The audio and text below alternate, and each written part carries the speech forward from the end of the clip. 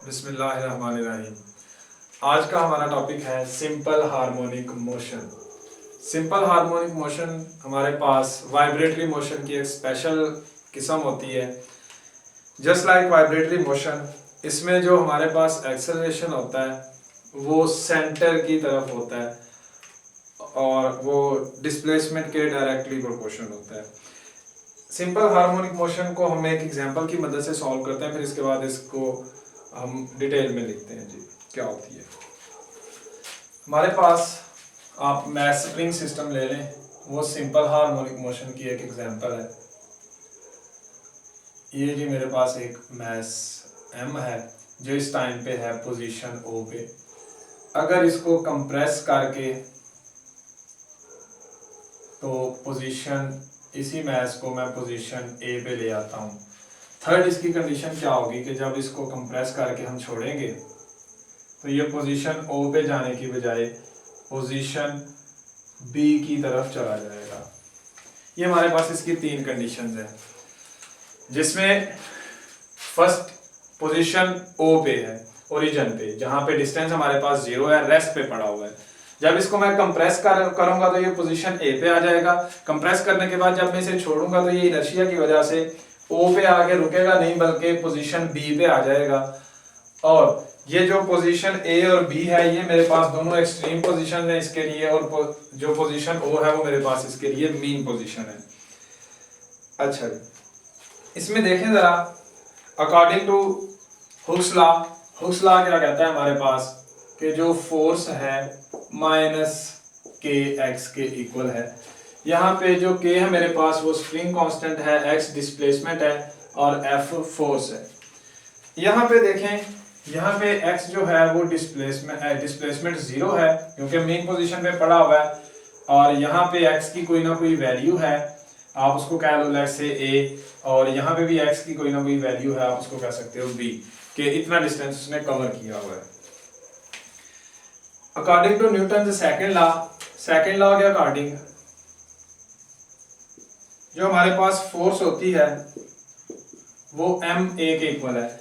अगर इस फोर्स को मैं यहाँ पे इक्वेशन नंबर 1 में यूज करूं तो मेरे पास बन जाता है M A is equal to minus K X. यहां से अगर मैं ए की वैल्यू बनाना चाहूं तो माइनस के ओवर एम इंटू एक्स, तो इसको कुछ इस तरह से लिख सकते हैं हम, K over M into minus X. अब जो के ओवर एम है वो मेरे पास कोई ना कोई कांस्टेंट है, तो कांस्टेंट जब हम खत्म करते हैं तो यहाँ पे साइन ऑफ प्रोपोर्शनैलिटी आता है, तो इसका मतलब है ए इज डायरेक्टली प्रोपोर्शनल है माइनस एक्स के। ए यहाँ पे एक्सेलरेशन है, एक्स यहाँ पे डिस्प्लेसमेंट है। ये जो माइनस साइन है ये शो कर रहा है कि जो भी आपका एक्सेलरेशन होगा वो इसकी रिस्टोरिंग फोर्स के अपोजिट डायरेक्शन में होगा। रिस्टोरिंग फोर्स क्या होती है? रिस्टोरिंग फोर्स ऐसी फोर्स है जो किसी बॉडी को उसकी ओरिजिनल पोजीशन पर वापस लाने की कोशिश करती है। ओरिजिनल पोजीशन इसकी कौन सी है? मीन पोजीशन ओ। तो रिस्टोरिंग फोर्स जब आप इसको कंप्रेस करोगे तो रिस्टोरिंग फोर्स इसको वापस इसकी ओरिजिनल पोजीशन की तरफ लेके आने की कोशिश करेगी। इसी तरह जब आप इसको स्ट्रेच करोगे फिर भी ये इसको इसकी ओरिजिनल पोजीशन ओ की तरफ लेके आने की कोशिश करेगी। तो अब इसमें देखें जरा, इसकी समरी कुछ हम थोड़ी सी कर लेते हैं। समरी क्या होगी इसकी कि यहां पे देखें, समरी इसकी देख लेते हैं। मैं इसके दो पोर्शंस बनाता हूं। एक के लिए मैं लिखता हूं कि एक्सट्रीम पोजीशन और मीन पोजीशन। यहां पे देखें, एक्सट्रीम पोजीशन के लिए मेरे पास x जो है वो मैक्सिमम होगा। दोनों एक्सट्रीम पोजीशंस के लिए मेरे पास x मैक्सिमम होगा, कोई ना कोई वैल्यू होगी, वो x डिस्टेंस कवर किया हुआ है। इसी तरह मीन पोजीशन पे मेरे पास जो x है वो 0 होगा। x means displacement, mean position पे मेरे पास डिस्प्लेसमेंट 0 है। इसी तरह इसकी सेकंड आप देख लें कि इसके मीन पोजीशन पे वेलोसिटी मैक्सिमम होगी। क्यों? एक्सट्रीम पोजीशन पे जब आप आओगे तो during vibration, during its movement, extreme position पे आ गई है, कुछ ना कुछ टाइम के लिए रुकेगा जरूर, स्टॉप होगा। तो जब स्टॉप होगा इसका मतलब है एक्सट्रीम पोजीशंस पे इसकी वेलोसिटी 0 है।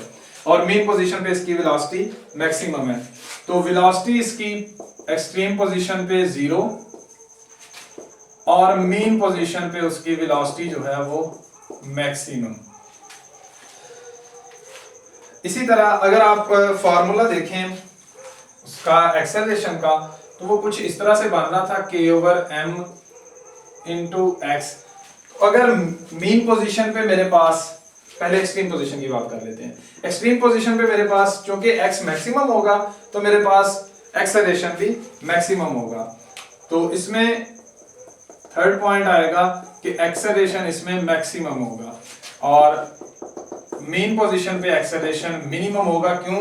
जब आप यहाँ पे मीन पोजीशन पे चूंकि x आपके पास 0 है तो आपका एक्सेलरेशन भी 0 हो जाएगा मीन पोजीशन पे।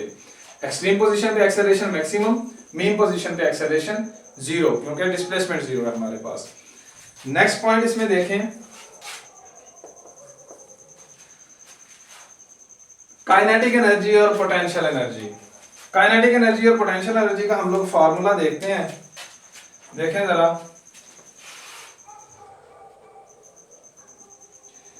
काइनेटिक एनर्जी का फॉर्मूला होता है 12mv², जबकि पोटेंशियल एनर्जी का फार्मूला होता है mgh, या h की जगह h चूंकि हाइट है, हाइट या डिस्प्लेसमेंट वो एक ही चीज है। यहां पे देखें, एक्सट्रीम पोजीशन पे देखें। एक्सट्रीम पोजीशन पे मेरे पास वेलोसिटी 0 है। यहां पे अगर हम वेलोसिटी 0 रखें तो इसका मतलब है काइनेटिक एनर्जी भी वहां पे 0 है। तो एक्सट्रीम पोजीशन पे काइनेटिक एनर्जी मेरे पास 0, और एक्सट्रीम पोजीशन पे अगर हम बात करें पोटेंशियल एनर्जी की, तो पोटेंशियल एनर्जी में हमारे पास डिस्प्लेसमेंट कोई ना कोई, क्योंकि x मैक्सिमम है,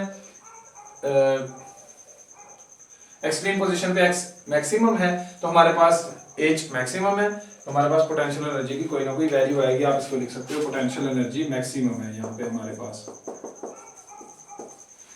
इसी तरह जब मेन पोजीशन की बात करते हैं तो मेन पोजीशन में देखें, मेन पोजीशन पे हमारे पास वेलोसिटी मैक्सिमम है। जब वेलोसिटी मैक्सिमम होगी तो हमारे पास काइनेटिक एनर्जी इसमें मैक्सिमम होगी एक्सट्रीम मेन पोजीशन पे, तो काइनेटिक एनर्जी हमारे पास मैक्सिमम आएगी।